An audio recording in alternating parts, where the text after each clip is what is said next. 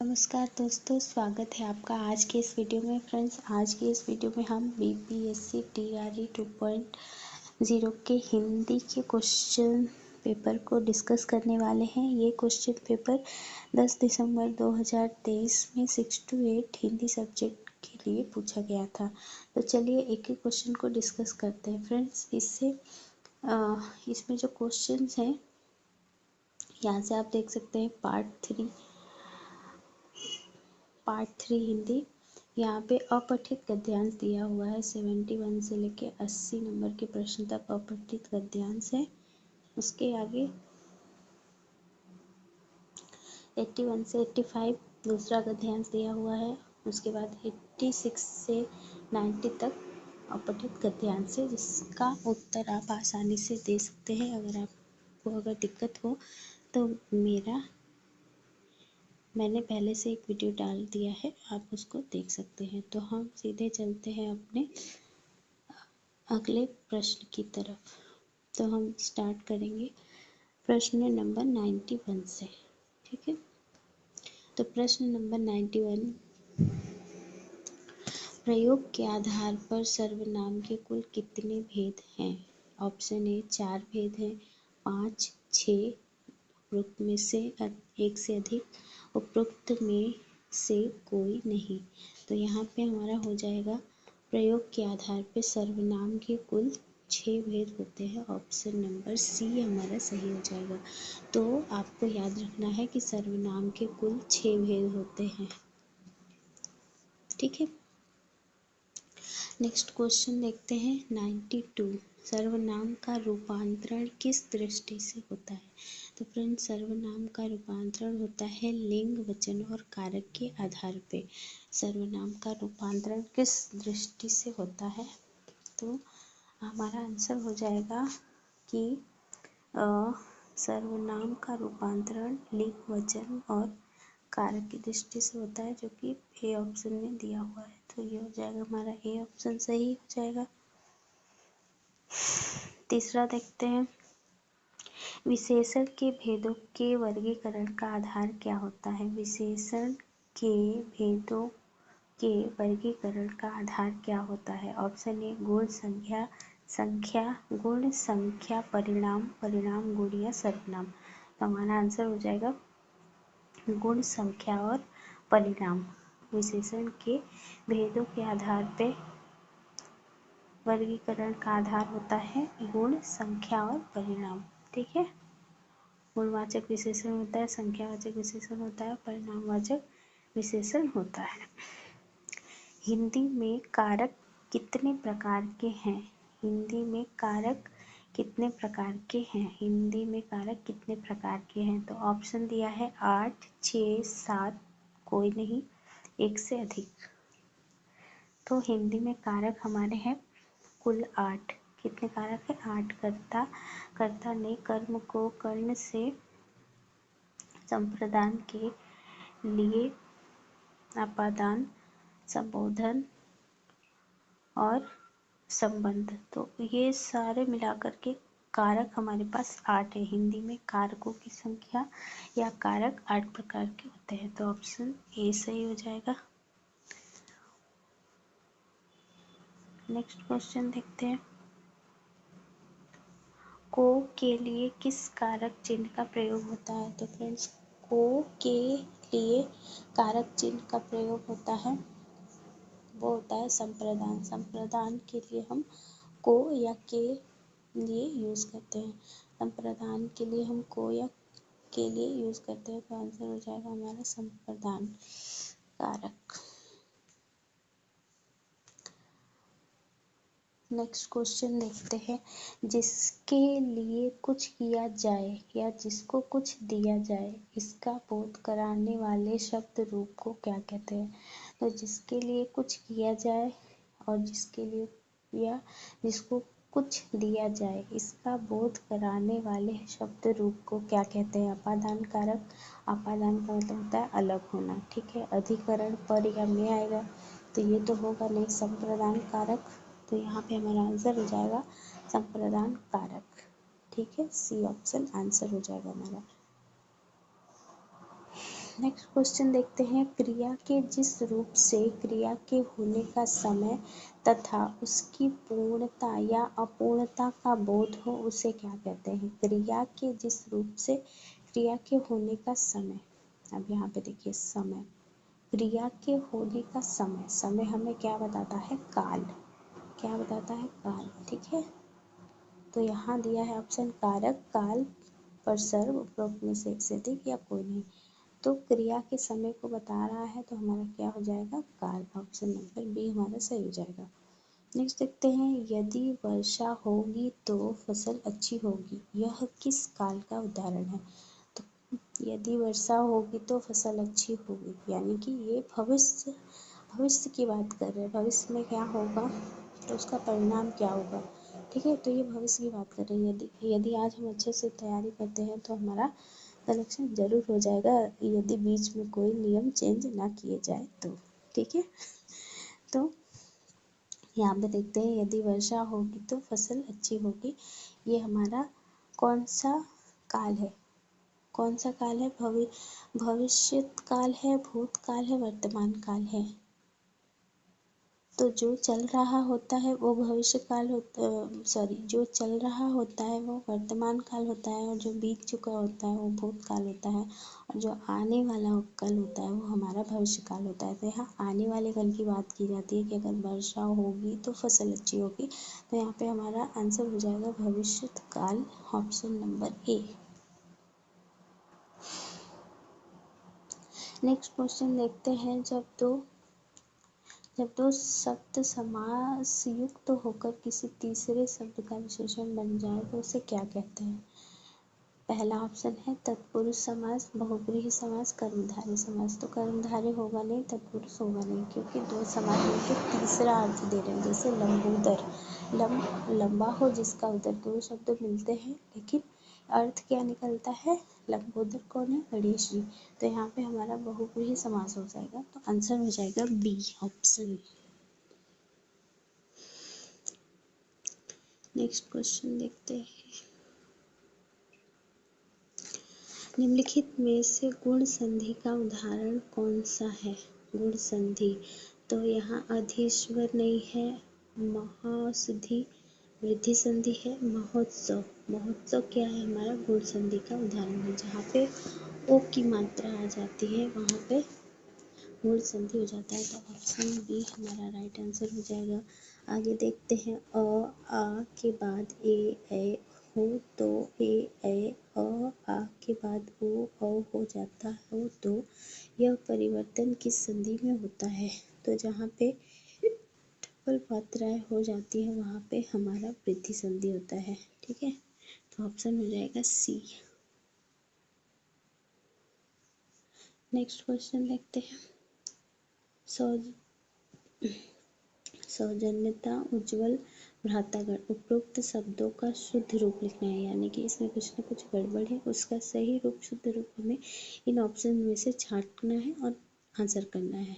तो सौजन्यता होगा नहीं, उज्ज्वल यहाँ गलत लिखा है, उपरिक्त यहाँ गलत लिखा है, ये भी गलत है। तो बचता क्या है हमारा, ये बचता है सौजन्य, उज्ज्वल, भातृगण और उपरोक्त, ठीक है। तो option number C right answer हो जाएगा। नेक्स्ट है, मैं अपनी बात का स्पष्टीकरण के लिए तैयार हूँ, उक्त वाक्य का शुद्ध रूप क्या होगा। मैं अपनी बात का स्पष्टीकरण के लिए तैयार हूँ, इस वाक्य का शुद्ध रूप पूछ रहा है, तो ऑप्शन है मैं अपनी बात का स्पष्टीकरण करने के लिए तैयार हूँ, मैं अपनी बातों का स्पष्टीकरण करने के लिए तैयार हूँ, मैं अपनी बात का स्पष्टीकरण करने के लिए तैयार हूँ। तो यहाँ पे हमारा आंसर हो जाएगा मैं अपनी बात के स्पष्टीकरण के लिए तैयार हूँ। यहाँ पे ऑप्शन नंबर सी हो जाएगा, मैं अपनी बात के स्पष्टीकरण के लिए तैयार हूँ। नेक्स्ट क्वेश्चन देखेंगे,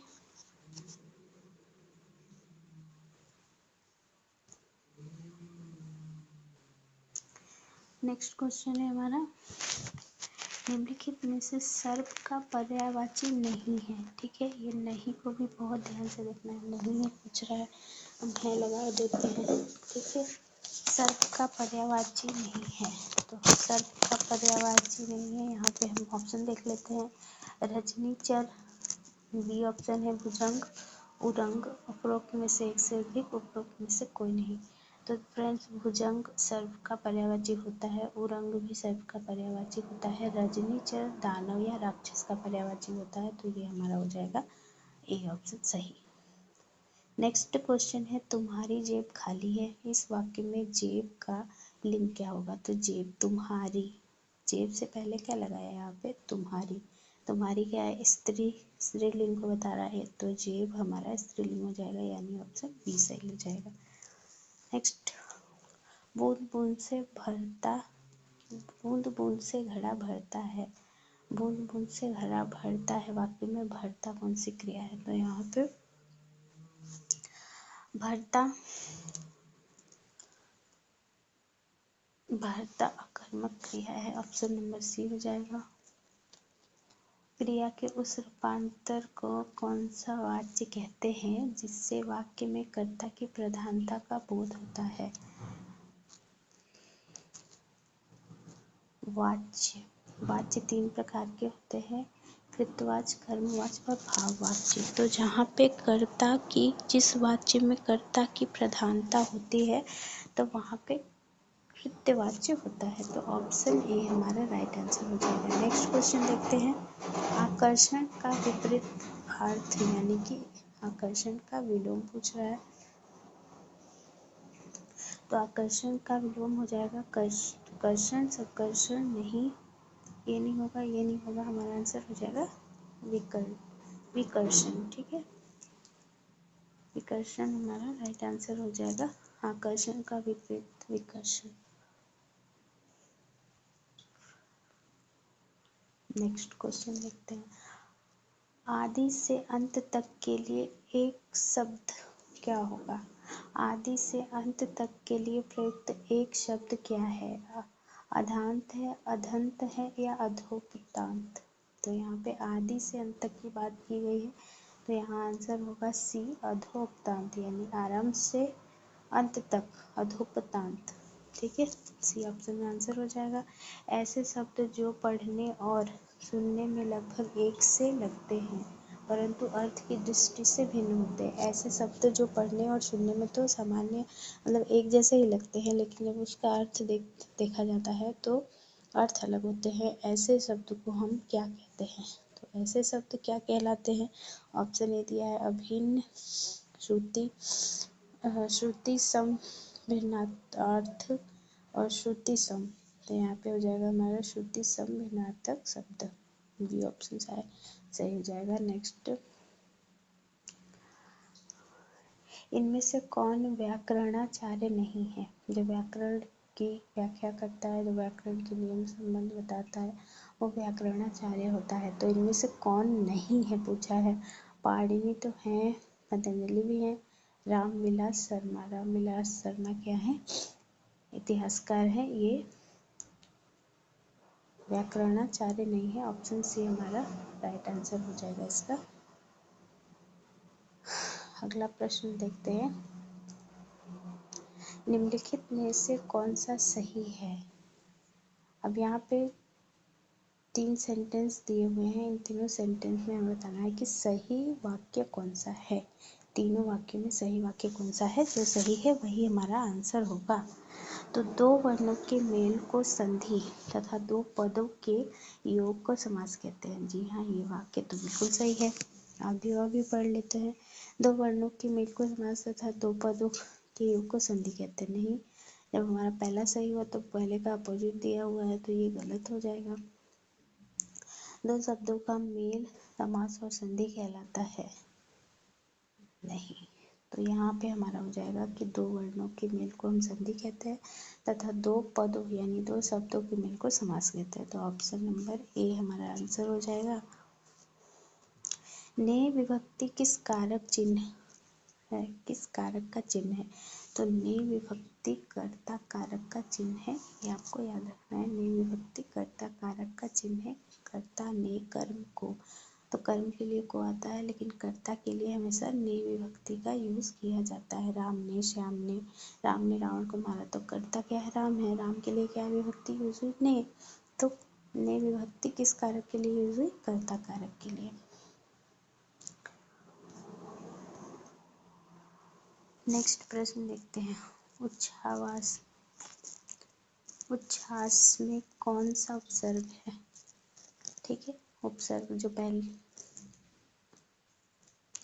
तो उच्छ्वास में हमारा उत उपसर्ग है। ठीक है, उपसर्ग जो पहले लगाया जाता है और प्रत्यय जो पीछे लगाया जाता है, तो यहाँ पे उत है हमारा उपसर्ग। ऑप्शन नंबर बी है आंसर।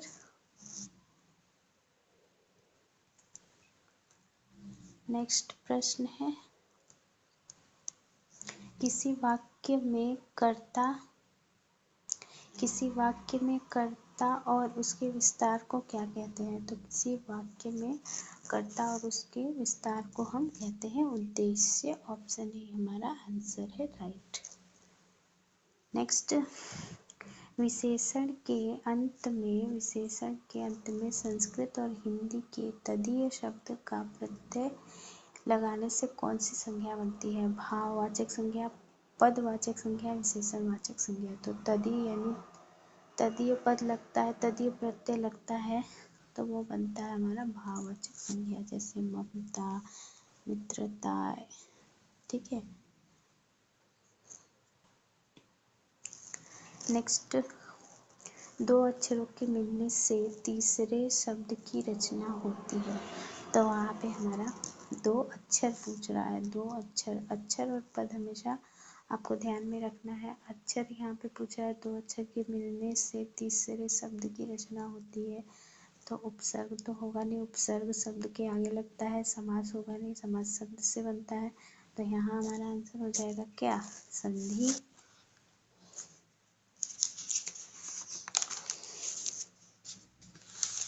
अगला प्रश्न देखते हैं।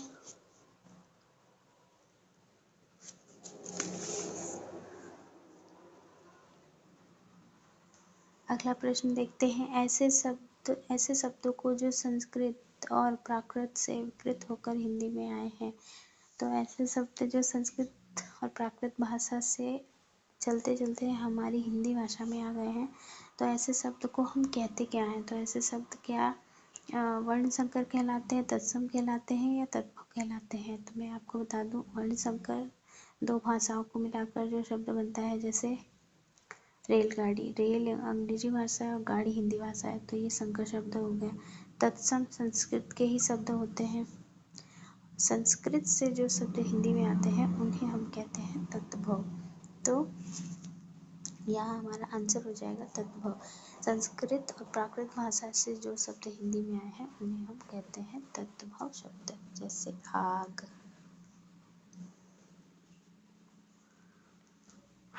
कर्मधारय समास का उदाहरण है वाग्यु त्रिलोक परमेश्वर। कर्मधारय समास का उदाहरण है परमेश्वर। ठीक है। अर्थ के आधार पर वाक्य के कितने भेद होते हैं? तो अर्थ के आधार पर वाक्य के 8 भेद होते हैं। ये बिल्कुल आपको रट्टा मार लेना है। अर्थ के आधार पे अर्थ 8। ठीक है। अर्थ के आधार पर वाक्य के भेद, वाक्य का भेद अलग अलग होता है, उत्पत्ति के आधार पे, बनावट के आधार पे। तो यहाँ पे पूछा है अर्थ के आधार पे, तो अर्थ के आधार पे 8 प्रकार के भेद होते हैं। अगला प्रश्न देखते हैं। जिस वाक्य में एक से अधिक प्रधान वाक्य होते हैं उसे कहते हैं, तो सरल वाक्य में सिंगल एक ही वाक्य होता है, मिश्रित वाक्य में और तथा का प्रयोग होता है, तो यहाँ और तथा तो बताया नहीं गया है, तो संयुक्त वाक्य में एक से अधिक वाक्य, दो वाक्य मिला दिया जाता है तो संयुक्त हो जाता है, तो यहाँ पे हो जाएगा संयुक्त वाक्य। हमारा option number C correct answer हो जाएगा। अब इसको थोड़ा आप ध्यान से देख लीजिए। ये कॉमा के ऊपर बिंदी है, तो जब कॉमा के ऊपर बिंदी होगी तो उस विराम चिन्ह को हम क्या कहेंगे? अल्प विराम, अर्धविराम, संक्षेप चिन्ह। तो संक्षेप चिन्ह तो ये है नहीं, तो ये रॉन्ग हो जाएगा। अल्प विराम से कॉमा होता है तो वहाँ अल्प विराम होता है। तो कॉमा के ऊपर बिंदी है, कॉमा के ऊपर जब भी बिंदी हो तो वो अर्धविराम कहलाएगा। ठीक है, नेक्स्ट क्वेश्चन देखते हैं। नेक्स्ट क्वेश्चन हम 123 क्वेश्चन पे पहुंच गए हैं। नेक्स्ट क्वेश्चन है, अंधे के आगे रोए अपने नैन खोए का अभिप्राय क्या है? अंधे के आगे रोए अपने नैन खोए, इसका मतलब क्या है? ऑप्शन देखते हैं। अपनी बात सुनने वाला नहीं, मूर्ख से कहना, अयोग्य से कहना, उपरोक्त से एक से अधिक, उपरोक्त से कोई नहीं। तो अंधे के आगे रोए अपने नैन खोए का हो जाएगा अयोग्य से कहना। नेक्स्ट देखते हैं, बीती बातों की याद दिलाना में कौन सा मुहावरा प्रयुक्त होता है? बीती बातों की याद दिलाना, तो इसका क्या अर्थ हो जाएगा? काम बनाना, बिल्कुल नहीं, ये तो गलत हो जाएगा, गलत। गड़े मुर्दे उखाड़ना, बगले झाँकना गलत, गड़े मुर्दे उखाड़ना। हम कहते हैं ना कि क्यों बीती बात को दोहरा रहे हो, क्यों आप गड़े मुर्दे उखाड़ रहे हो, बहुत पुरानी बात है जो बीत चुकी है, उसको आप क्यों निकाल रहे हो?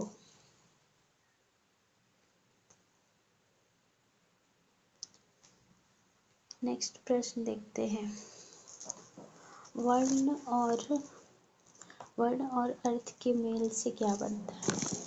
तो जब एक वर्ण मिलता है और उसका कुछ अर्थ भी होता है तो उसे हम शब्द कहते हैं। बी ऑप्शन हो जाएगा हमारा करेक्ट आंसर। नेक्स्ट, य र ल व किस तरह की ध्वनि है? तो य र ल व क्या है? स्पर्श है, अंतःस्थ, घोष है, एक से अधिक है, उपरोक्त में से कोई नहीं। तो ये आपको याद रखना है कि य र ल व हमारा अंतःस्थ ध्वनियाँ हैं। नेक्स्ट है 127 पे हम पहुंच गए हैं। निम्नलिखित में से नासिक्य व्यंजन नहीं है। तो अभी हमने देखा य न ण, अभी हमने देखा कि य जो था वो अंतःस्थ व्यंजन था, तो नासिक्य तो होगा नहीं। ठीक है, तो यहाँ पे हमारा ऑप्शन ए सही हो जाएगा। यह अंतःस्थ व्यंजन है, ना कि नासिक्य।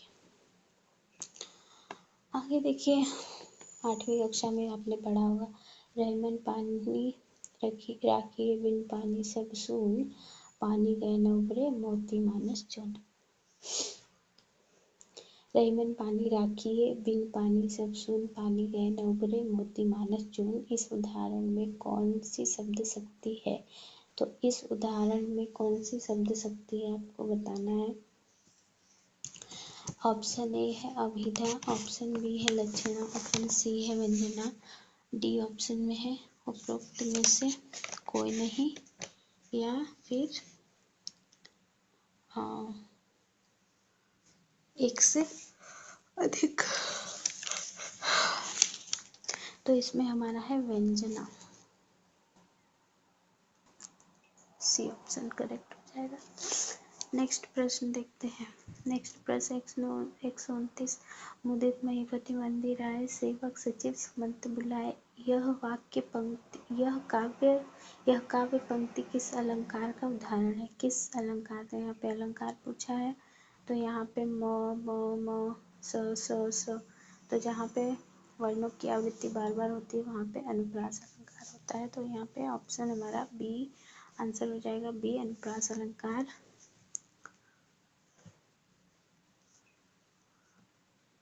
आगे देखते हैं, लघु और गुरु किसके अंग हैं? तो लघु और गुरु हमारे छंद के अंग हैं।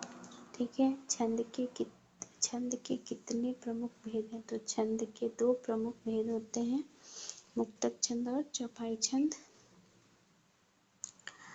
अगला प्रश्न है, जब कोई बोली अपने भौगोलिक विस्तार के कारण किसी प्रांत या उपप्रांत में प्रचलित हो जाती है तो उसे क्या कहते हैं? परिनिष्ठ भाषा। परिनिष्ठ भाषा, ग्रामर से सुसंस्कृत भाषा को परिनिष्ठ भाषा कहते हैं, तो ये नहीं हो जाएगा, ये नहीं होगा।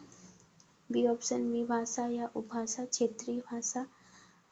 क्षेत्रीय भाषा भी नहीं होगा, यहाँ पे हो जाएगा विभाषा या उपभाषा।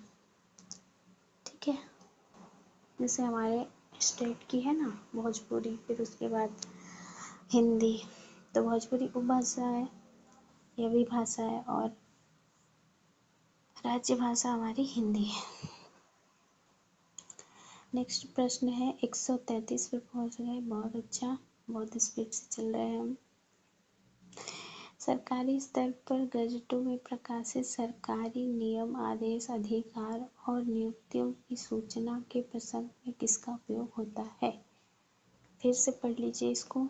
सरकारी स्तर पर गजटों में प्रकाशित सरकारी नियम, आदेश, अधिकार और नियुक्तियों की जो सूचना हमें मिलती है उसमें किसका यूज होता है? कार्यालय आदेश। कार्यालय आदेश तो कुछ है नहीं, परिपत्र कुछ मतलब नहीं बनता है। अधिसूचना, बार बार इस शब्द से परिचित भी होंगे। अधिसूचना जारी की गई है, अधिसूचना जारी की गई है।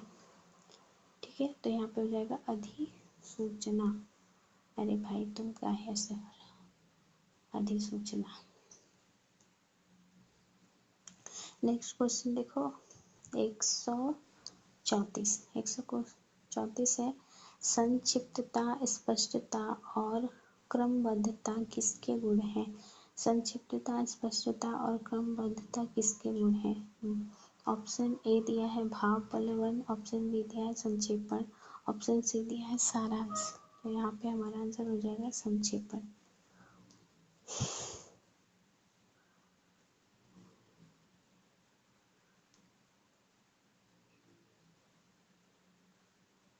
असमंजस में मन उलझना, असमंजस में मन उलझने के लिए एक शब्द बताइए। क्या होगा? कर्तव्यशील, कर्तव्यनिष्ठ की कर्तव्यमूढ़। तो मुझे पता है आप लोग कर्तव्यनिष्ठ और कर्तव्यशील हैं। असमंजस में आप बिल्कुल भी नहीं है, आप पूरी लगन और कर्तव्यनिष्ठा के साथ अपनी तैयारी कर रहे हैं। तो यहाँ पे जो है हमारा आंसर हो जाएगा कि किंतु कर्तव्य विमूढ़। ठीक है, असमंजस में रहना। नेक्स्ट है, इनमें से कौन आदिकालीन जैन साहित्यकार हैं? चरपट, नरपति नाला और नागार्जुन।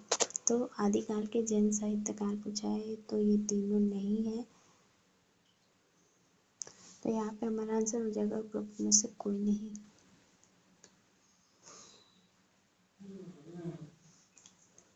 निम्नलिखित कवियों को उनके काल के साथ सुमेलित कीजिए तथा सही कृत का चयन कीजिए। अब यहाँ पे एक तरफ कवि दिए हैं, एक तरफ उनका समय दिया हुआ है। इनको हमें मैच करना है और फिर आंसर देना है। तो नाभादास, नाभादास आपको पता ही है। नाभादास हमारे किस काल के कवि हैं? भक्ति काल। तो पहला का जाएगा 3 में, पहले का 3 में चंद बरदाई है आदिकाल के कवि। इन्होंने पृथ्वीराज रासो लिखा था। बद्री नारायण चौधरी प्रेमघन, ये है हमारे आधुनिक काल के कवि। और केशव दास हमारे चल जाएंगे रीतिकाल में। तो यहाँ पे हमारा पहले का तीसरा, ए का तीसरा यहाँ पे दिया हुआ है, बी का पहला यहाँ पे दिया हुआ है, सी का चौथा और डी का दूसरा। तो हमारा option number C right answer हो जाएगा। आप इसको ध्यान से कीजिएगा। फिर से उसी तरह का क्वेश्चन पूछा गया है मैच करने का। यहाँ पे बात अलग है कि यहाँ पे रचनाएं दी गई हैं और उनका विधा बताना है। ठीक है, तो यहाँ पे रश्मि रथी हमारा हो जाएगा खंड काव्य, रामचरितमानस हो जाएगा महाकाव्य। ये दो से आप पता लगा सकते हैं। बिहारी से सही चंपू काव्य हो जाएगा और यशोधरा मुक्त काव्य हो जाएगा। तो यहाँ हम देखते हैं सी का पहले का पहला, ठीक है, और दूसरे का चौथा। तो हमारा सी ऑप्शन यहाँ भी सही हो जाएगा। अब यहाँ पे उपन्यास और उनके लेखकों को मैच करना है, उसके बाद आंसर मिलाना है। तो निर्मला उपन्यास आप सबने पढ़ा ही होगा, आप शिक्षक विद्यार्थी हैं, आपने बहुत पढ़ा होगा। त्याग पत्र है जैनेंद्र कुमार का। कंकाल आपको पता ही है, जयशंकर प्रसाद जी का है। और गिरती दीवारें उपेंद्रनाथ अस्क जी के ऊपर गिरा दो। तो यहाँ पे हो जाएगा पहले का तीसरा किसी और में नहीं दिया हुआ है, पहले का ऑप्शन हो जाएगा।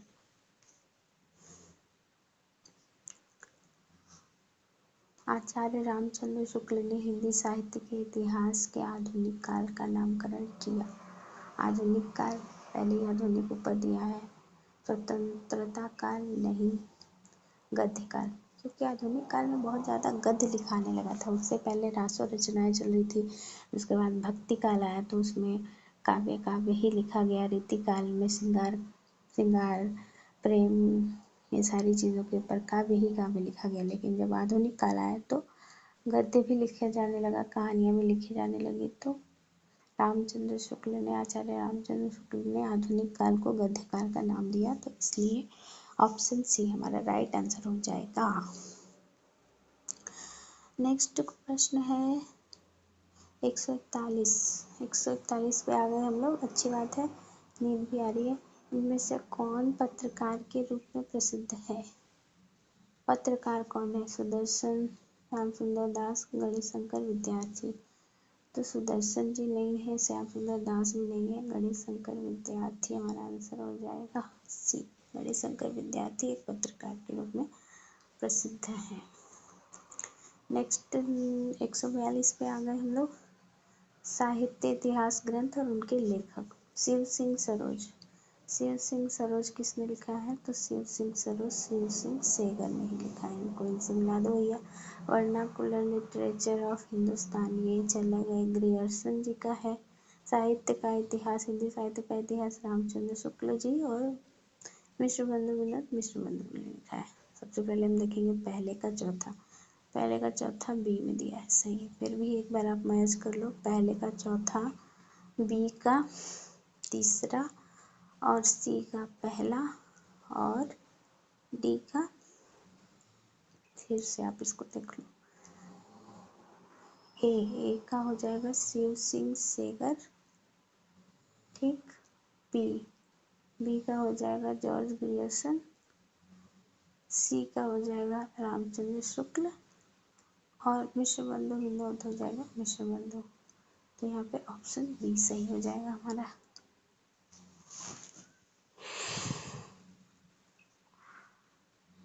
अब यहाँ पे दिया है समास और उसके उदाहरण और उस कौन सा समास का उदाहरण है, इसको मैच करना है। तो यथाशक्ति यानी शक्ति के अनुसार, तो अव्ययी भाव समास हो जाएगा। पीताम्बर बोलने से क्या हमें आता है? कृष्ण का ध्यान आता है, तो बहुब्रीहि समास हो जाएगा। देशभक्ति हमारा हो जाएगा तत्पुरुष समास, और हाथापाई हो जाएगा द्वंद्व समास। तो पहले का दूसरा सी ऑप्शन में दिया हुआ है, आंसर ये हो जाएगा। अब यहाँ पे अंग्रेजी के परिभाषिक शब्द हैं और उनका हिंदी रूपांतरण। तो हर अंग्रेजी के परिभाषिक शब्दों को उनके सही हिंदी रूपांतरण के साथ मैच करना है। तो अकॉर्डिंग का हो जाएगा तदनुसार, तीसरा। सेंसस का हो जाएगा जनगणना। बेसिक पे यानी मूल वेतन, जब आप सरकारी शिक्षक बन जाएंगे तो आपको भी बेसिक पे मिलेगी। एडजस्टमेंट समायोजन, तो ये हमारा अकॉर्डिंग का तदनुसार, अकॉर्डिंग पहले का तीसरा, सी ऑप्शन में दिया हुआ है, सी आंसर हो जाएगा इसका। नेक्स्ट प्रश्न चलते हैं 145, 5 क्वेश्चन और बचे हैं, फिर उसके बाद अगला वीडियो बनाएंगे बाद में। निम्नलिखित लोकोक्तियों को उनके अर्थ के साथ सम्मिलित कीजिए तथा सही कूट का चयन कीजिए। तो यहाँ पे लोकोक्तियाँ दी हुई हैं, उनका अर्थ दिया हुआ है, दोनों को मैच करना है। हाथ कंगन को आरसी क्या? तो यहाँ पे प्रत्यक्ष को प्रमाण की आवश्यकता नहीं होती। हाथी के दांत खाने के और दिखाने के और, यानी कि यहाँ पे क्या हो जाएगा? कथनी और करनी में अंतर। सब धन 22 से मतलब अज्ञानी व्यक्ति को हर चीज एक समान लगती है। होनहार बीरवान के चिकने पात यानी पुट के पाँव पालने में ही दिख जाते हैं। तो पहले का एक का दूसरा पहले ऑप्शन में दिया।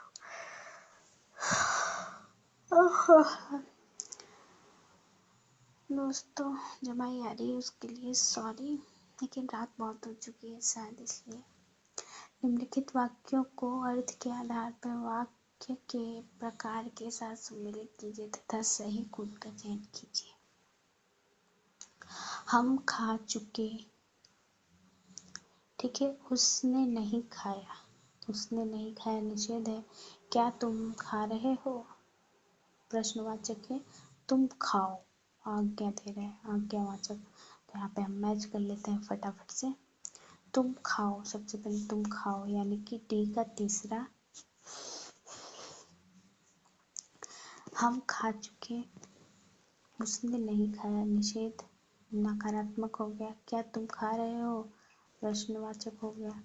खा चुके विविधवाचक हो गया। तो पहले का दूसरा इसमें ए में ही दे दिया है। चलो आंसर मिट भी गया ए में, ठीक है। आगे देखते हैं। शाब्दिक व्यंजना कहाँ होती है। शाब्दिक व्यंजना कहाँ होती है, जहाँ एकार्थ शब्द का प्रयोग होता है। एकार्थ शब्द का प्रयोग होगा तो शाब्दिक व्यंजना कैसे होगी। बी ऑप्शन, जहाँ अनेकार्थ शब्द का प्रयोग होता है। यस, तो ये हमारा ऑप्शन हो जाएगा बी सही। कहाँ चला गया, सॉरी। आंसर हो जाएगा बी, जहाँ अनेकार्थ शब्द का प्रयोग होता है वहाँ पे शाब्दिक व्यंजना होती है। तो ऑप्शन बी हमारा आंसर हो जाएगा। नेक्स्ट क्वेश्चन है हमारा 148 नंबर।